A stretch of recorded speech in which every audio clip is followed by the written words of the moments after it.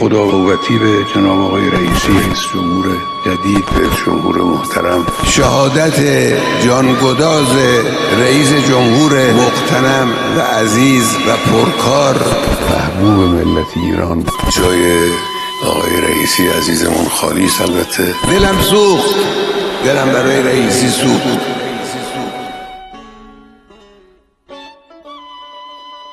یک توفیق دیگر این دولت این بود که جامعه رو از حالت چشم انتظاری و نگاه به بیرون خارج کرد.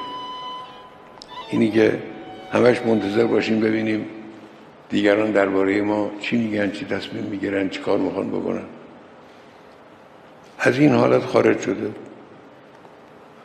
به ظرفیت‌های داخل کشور اهمیت داده شده، رو اونها تکیه شده، کار داره میشه.